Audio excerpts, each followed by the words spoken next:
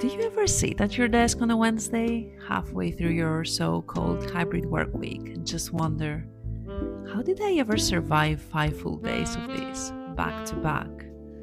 Honestly, I only went into the office twice this week, and I'm already fantasizing about quitting everything to open a coffee shop on the beach somewhere.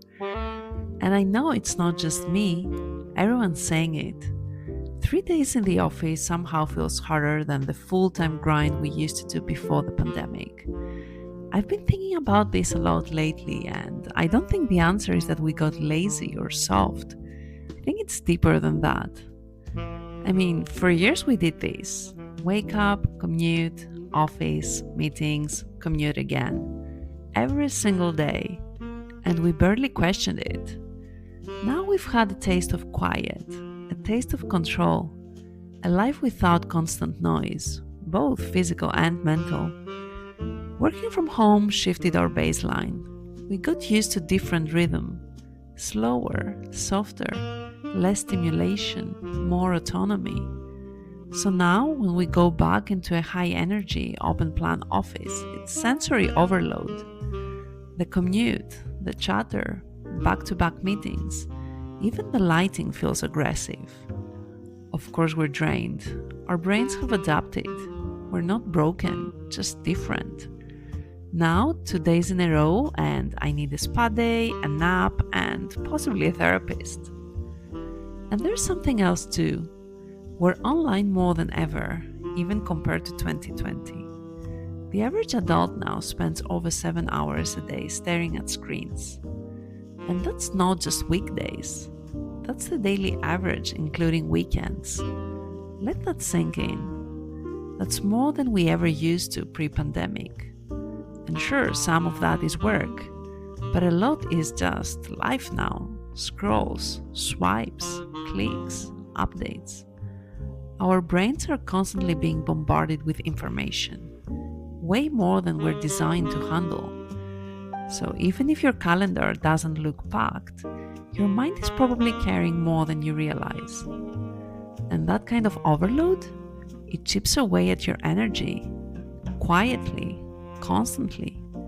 So yeah, even 2 days in the office can feel a lot like your brain's been in overdrive since 7 a.m.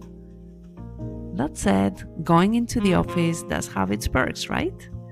Like grabbing a really good coffee or matcha from your favorite cafe on the way in, or spotting your work bestie across the room and catching up on the dumb stuff that happened over the weekend.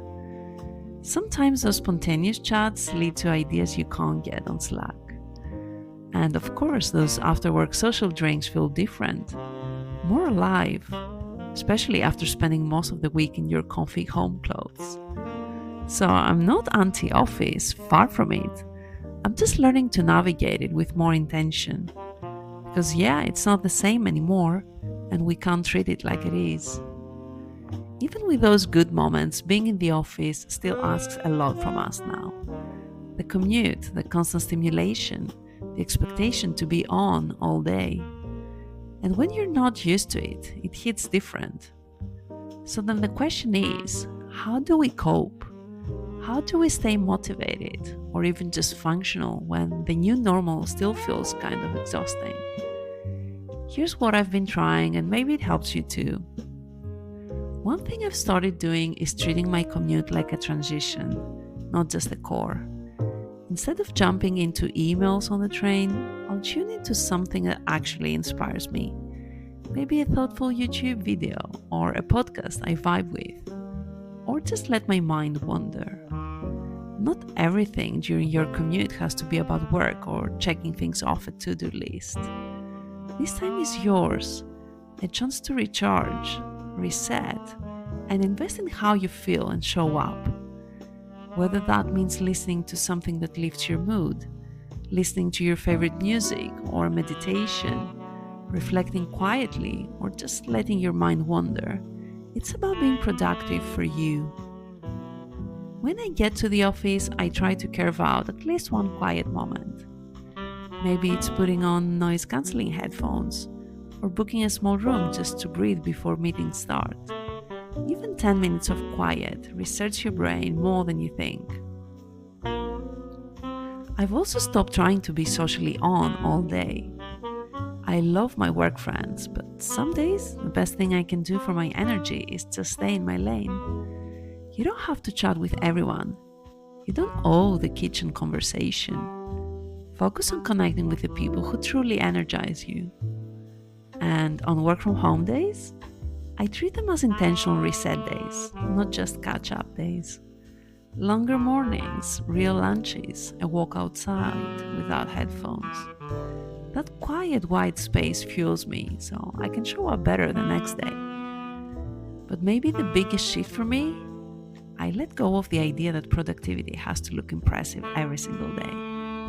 Not every day needs to be high energy or full of wins. Some days, just doing your work with presence, not spiraling, not losing it, is enough. I've started looking at my progress week by week instead of day by day. It allows room for the ups and downs, the off days, the days you show up tired or low. Because when you zoom out, it's not about being amazing every single day. It's about showing up over time. And that's where real momentum lives.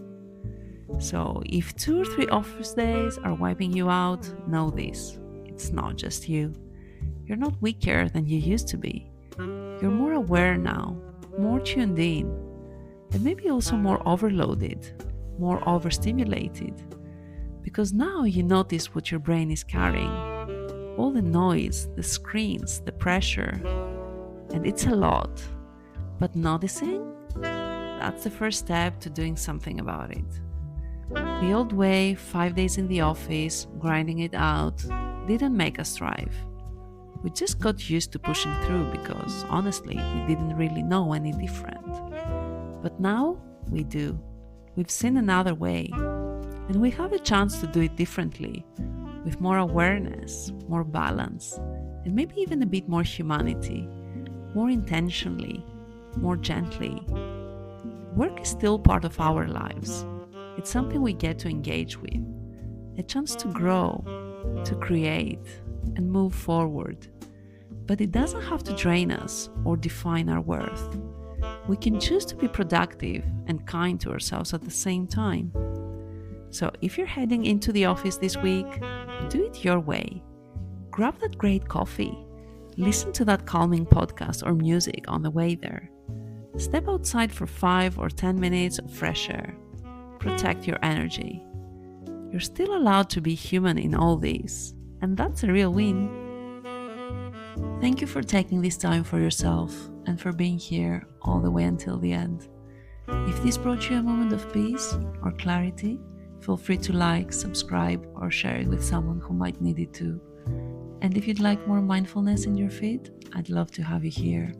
Until next time, stay grounded, stay gentle, and take good care of yourself. See you soon!